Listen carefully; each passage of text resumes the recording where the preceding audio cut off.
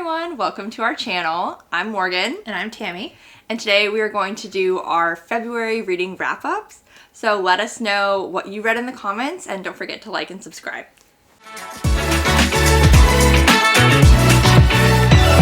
So, The Unhoneymooners by Christina Lauren. This is one that Morgan's been talking about for a while and recommending in a lot of other videos that we've done. So I have yet to read it, but finally got around to it. I actually listened to this on audiobook, but it's about a best man and a maid of honor who don't like each other. They kind of send each other the wrong signals about what they feel about one another, and so they think each other hates the other. And the sister and the brother, so it's the sister of the maid of honor and the brother of the best man are supposed to get married, and everyone gets food poisoning at the wedding, besides those two, the maid of honor and the best man. And so they have to go take this honeymoon, this non-refundable honeymoon trip to, I think it's Hawaii, right, that they go to? I think so. And they have to pretend to like each other. So this is a classic enemies to lovers. It was really good, easy to get through, especially on audiobook. And I gave it a 4.5. Okay, so I read Powerless by Elsie Silver, and this is part of the Chestnut Springs series, and this one is about Jasper, who's actually a hockey player instead of like a bull rider or anything like that. Switching it up. Yep, and he is kind of like the unofficial brother to the other men in the series, and this story is all about him and Sloane, who's like his childhood best friend. And it's kind of like friends to lovers, but like also, how do I want to say it? It's not really second chance because they never really had a romance, but like they've been pining for each other this like whole time, and so it's just all about them. And of course it's steamy, like all of Elsie's books. I will say I don't think this is probably like my least favorite so far out of the Elsie Silver books that I've read, and the Chestnut Spring series is the only one I've read so far. But currently reading about Theo, and yeah, I think it's still good. I mean, it's still like amazing. I gave it like a 3.75. It's still like a great romance, but just compared to the other ones, I'm like, oh my god, like the other ones are amazing. Rules of Our Own by Jay Wilder. I read this on Kindle Unlimited.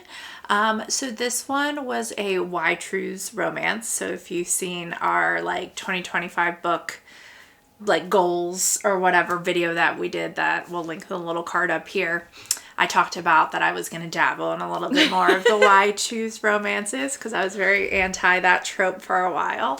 And this one was all right. It was really long. I felt like it was a little bit too long. It didn't need as long as didn't need to be as long as it was.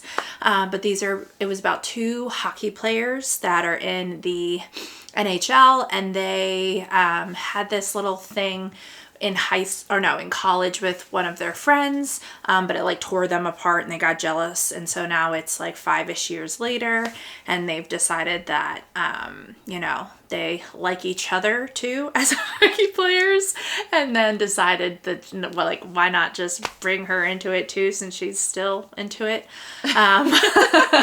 So it did have some good spice, and it definitely like pushed the boundaries when it came to like typical spice that you're reading. But I thought it was too long. I feel like it could have been probably 100 pages less, so I gave it a 3.5. In My Dreams I Hold a Knife by Ashley Winstead. This is a thriller about a group of friends who went to an elite college, and while they were in college, one of their friends got murdered. So 10 years later, they're back for their 10-year school reunion, and they are determined to find out who the real murderer was. So I thought this was pretty good. I gave it a 3.75. It was very entertaining. I really enjoyed myself. I listened to the audiobook and I really liked that. I don't know how much I'm going to remember this later on, though. So, you know, ask me about it in a month, and I might not know who the guilty party was, but definitely a fun time. I've heard a lot of people recommend this, so I think that a lot of people would enjoy it. You know, most people would love that book. A Million Junes by Emily Henry. This is another one. This month I'm just going through the books finally that Morgan's read. Both of us, because she's finally getting through the Chestnut Spring series and I'm getting through some other books. So I don't know if I said it or not, but it's by Emily Henry, the Emily Henry. And I'm glad I read this one second, because if you've seen any of our other videos, I did not like the one and only Emily Henry book that I read, Beach Lovers, Beach Read, something about the beach, which it wasn't at an ocean beach, it was at a lake beach. So I was not a fan of that book. So I was just kind of like, I said I would give it another try, and I really enjoyed this book. This is a Romeo and Juliet retelling. Does not have the same ending, because I kept thinking that it was going to have the same ending. I was like, oh no, please don't tell me that it ends the same way. I listened to this one as well. I listened to a lot of audiobooks. But this is about June and Saul, whose families have hated each other for generations, on a technicality really of why they hate each other. And you know, it's kind of one of those things where, like, as the story gets told after generation, it changes a little bit. And they you know, meet each other, and it's this forbidden love. This had some magical realism in it, which was pretty cool. I'm a fantasy girl, so I didn't expect there to be that in there. And I really enjoyed it. I gave it a 4.5. They Never Learn by Lane Fargo. This is another thriller. It is about this professor at this college, and she's kind of like a vigilante serial killer who goes after terrible men who have committed violence against women. And she's just one of those like gray characters that like you're rooting for, even though she's doing horrible things. Like, I mean, you know, I had it coming. Sappho. Yeah. But yeah, I really enjoyed it. I gave it a 4.25. Man, you're giving the like very specific on these. I forget you can do that on Storygraph. Yeah. All right, I finally got through Onyx Storm, this big bad boy. I had to listen to it. For whatever reason, I tried reading it. I just kept getting distracted. So I was like going on a long business trip. So I was like, all right, it was available on Libby, so I'm going to listen to it. And that definitely helped me get through it. The first part, I feel like was a little bit, it was just so much going on. And it had been a while since I had read Iron Flame, over a year since I had read Iron Flame. So I had forgotten a lot.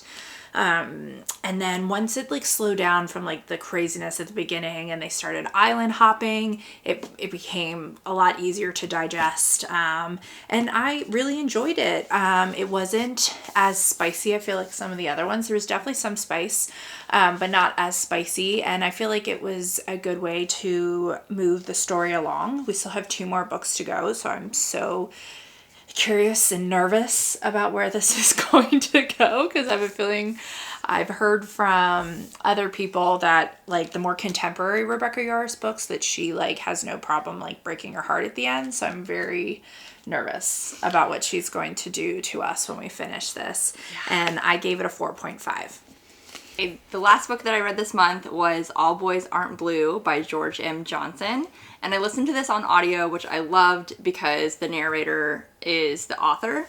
I love when they do that.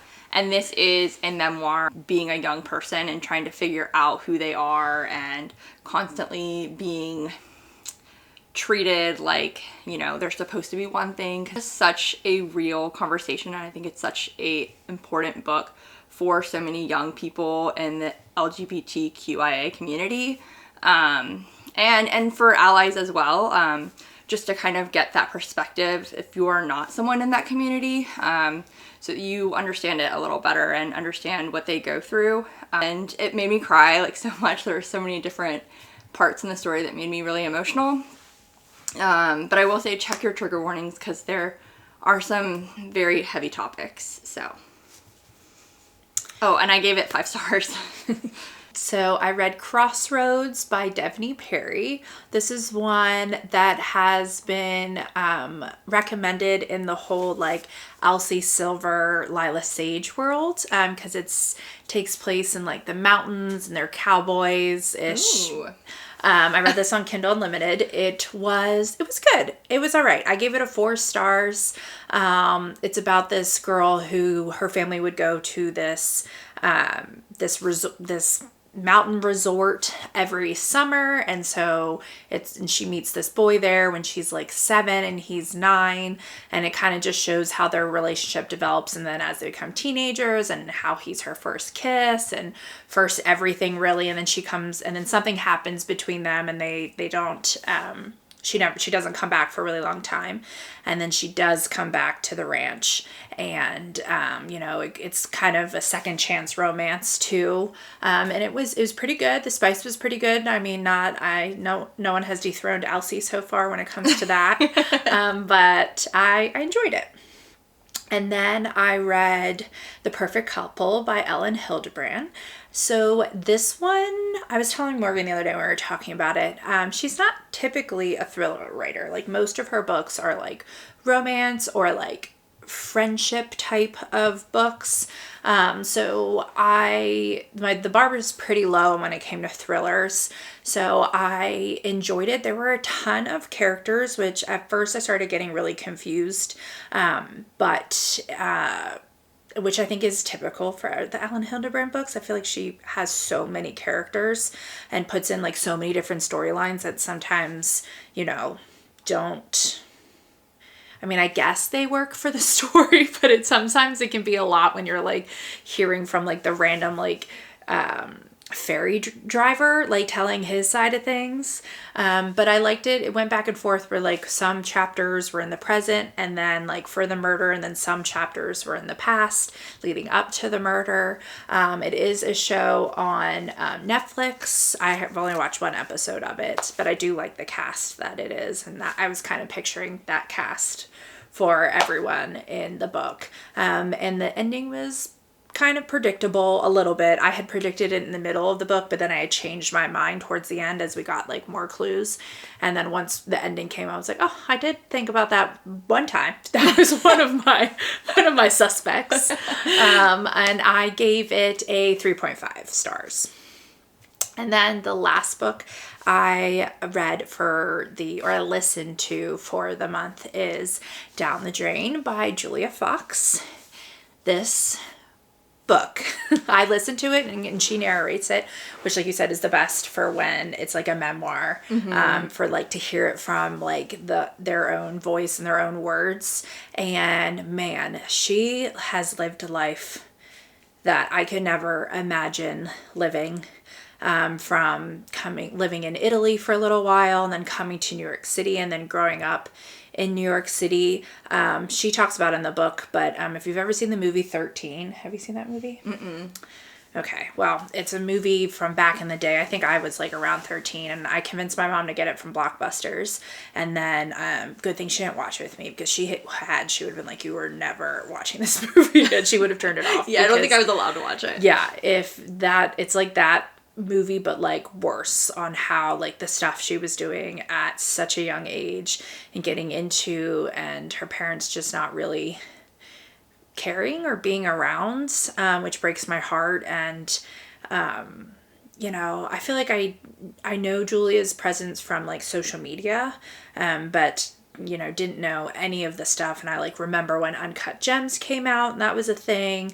And then when she was with Kanye, like that was a big thing. So it was just so interesting to hear her life story, and especially her struggle with drugs and how she's, had so much loss in her life, and how she's been able to make the most out of it now, and has sworn off men, which if you hear her story, you're probably like, good, you should have sworn off men a really long time ago, because the bad ones just seem to find her. But I thought it was a fantastic memoir. I think everyone should listen to it, and I gave it a 5 star.